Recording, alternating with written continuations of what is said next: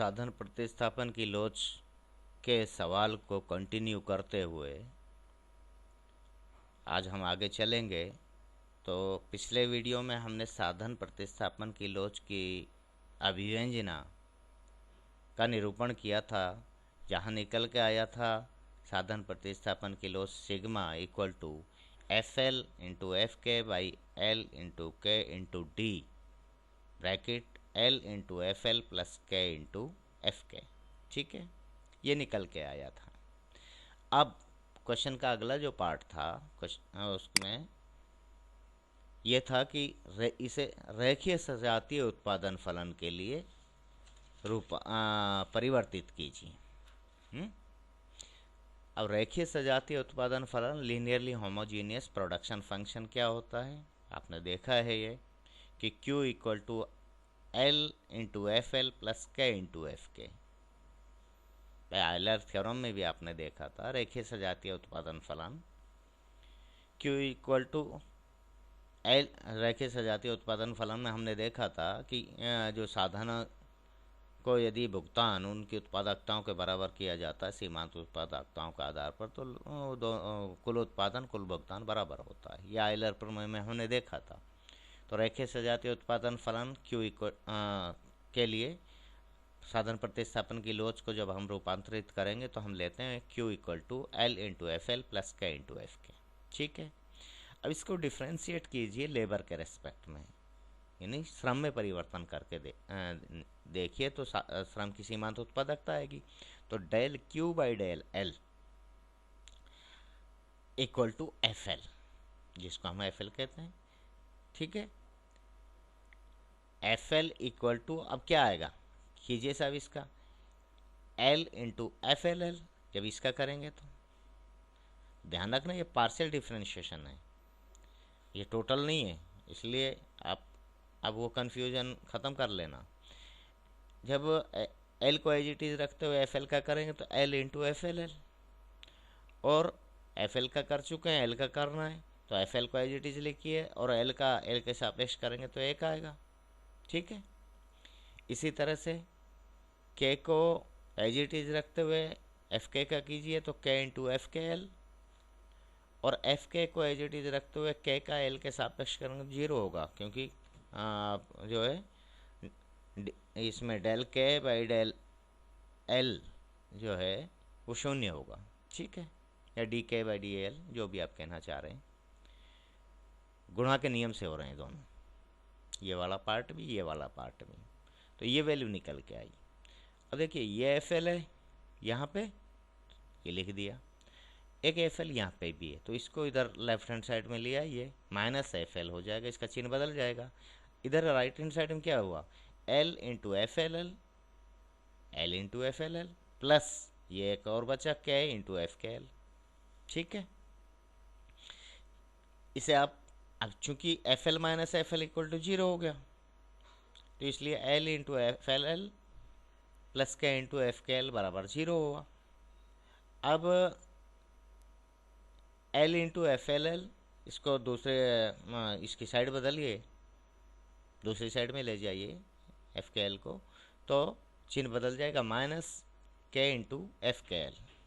और F L L की value क्या है, एफ एल एल, तो इसको पूरे जो इक्वेशन है इसको या तो एल से विभाजित कर दीजिए, जो भी आप समझते हैं वैसे कर लीजिए, के by L into F K L. ठीक है, ये तो हुआ श्रम की सीमांत उत्पादकता का एक और बार अवकलन हमने किया है, एक तरह से उसकी वैल्यू निकाली है मतलब। अब फिर से इसे देखिए आप, Q equal to L into F L plus K into F K को और पूंजी के सापेक्ष में कीजिए। जब पूंजी के सापेक्ष में करेंगे अवकलित तो डेल Q बाई डेल के होगा, जो कि एफ के है।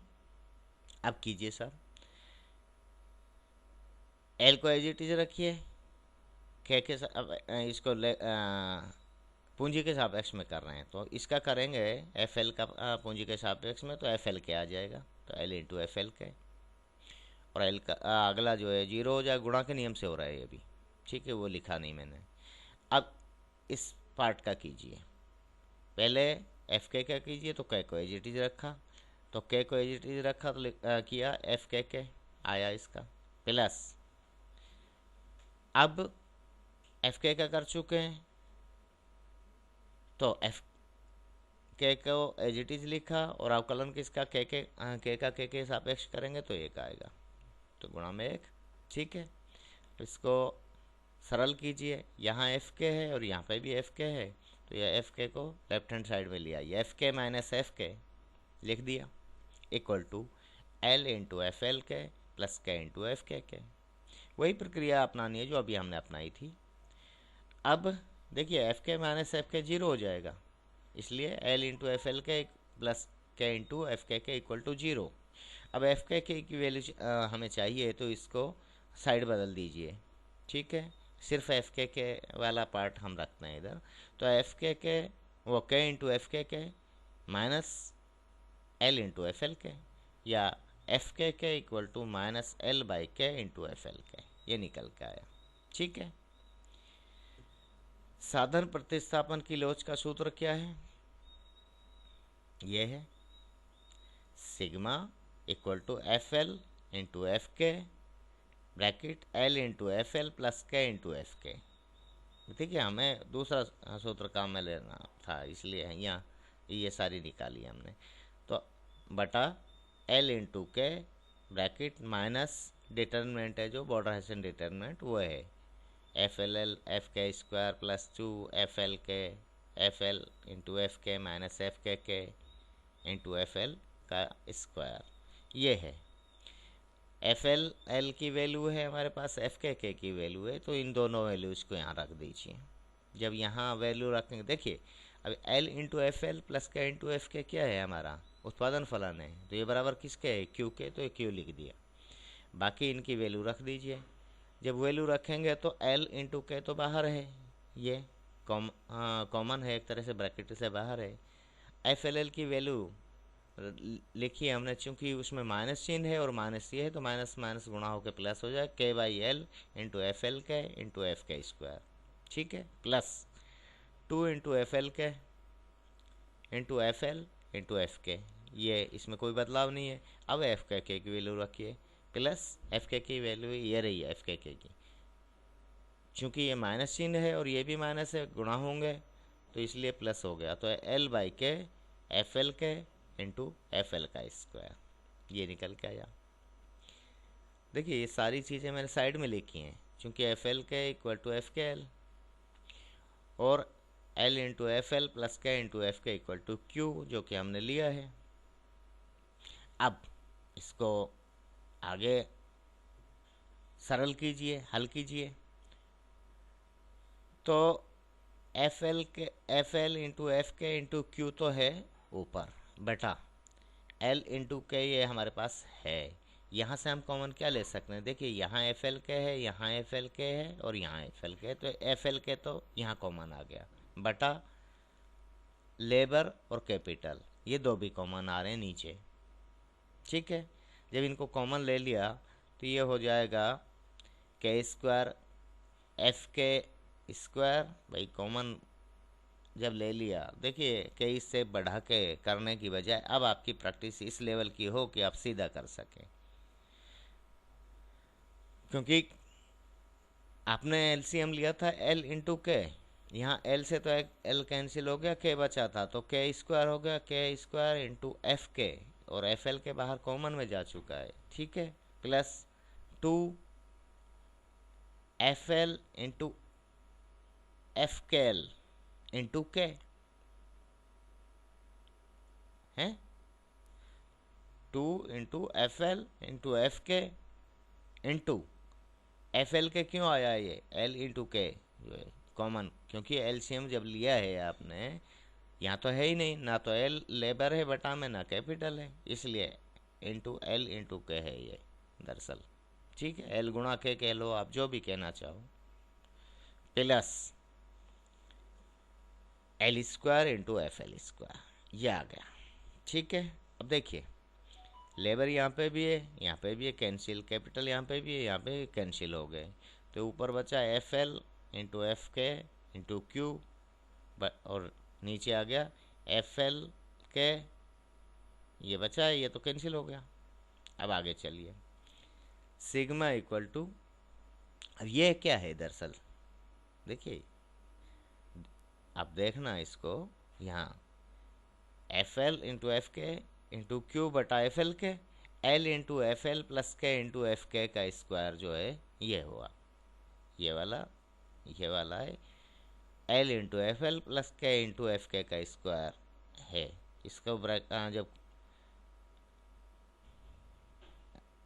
होल स्क्वायर कह लो, आप स्क्वायर कह लो, जो भी, इसको खोलेंगे तो पिछली वैल्यू आ जाएगी, ठीक है, ऐसे समझ लीजिए। अब L into F L plus K into F के क्या है, ये क्यू के बराबर, उत्पादन के बराबर है, तो क्यू स्क्वायर हो गया ये, तो एफ एल इंटू एफ के into Q by F L K into Q square, ये स्क्वायर और ये क्यू है तो ये स्क्वायर ख़त्म हो जाएगा, तो बचेगा सिग्मा या प्रतिस्थापन की लोच equal to F L into F K by F L K into Q. ये हो गया लीनियरली होमोजेनियस प्रोडक्शन फंक्शन के लिए, रेखीय सजातीय उत्पादन फलन के लिए इसको हमने रूपांतरित कर दिया प्रतिस्थापन की लोच को, ठीक है।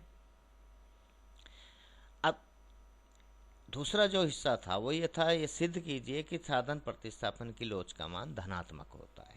तो इस बात को हम, हालांकि मेरे वैसे पहले ही भी बताया आपको, साधन प्रतिस्थापन की लोच का जो सूत्र है उससे इस पर विचार कीजिए। Sigma equal to F L into F K bracket L into F L plus K into F K by L into K into T, ये है। और इसको हम क्यू के बराबर लिख लें ताकि और आसानी रहे समझने में, चाहो तो यहाँ पे भी समझा सकते हैं, बाकी थोड़ा और आसान हो जाएगा। तो एफ एल इंटू एफ के इंटू क्यू तो ऊपर है, नीचे L into K into T, ये तीन चीज़ें नीचे हैं। देखिए एफ एल क्या है, श्रम की सीमांत उत्पादकता, ये भी धनात्मक है। एफ के पूंजी की सीमांत उत्पादकता, इसका मान भी धनात्मक होता है, और उत्पादन की मात्रा भी धनात्मक होती है। तो ऊपर के तो तीनों जो चर हैं उनको क्लियर कर दिया। अब देखिए लेबर ऋणात्मक हो ही नहीं सकती, पूंजी ऋणात्मक नहीं हो सकती, तो दोनों धनात्मक हैं।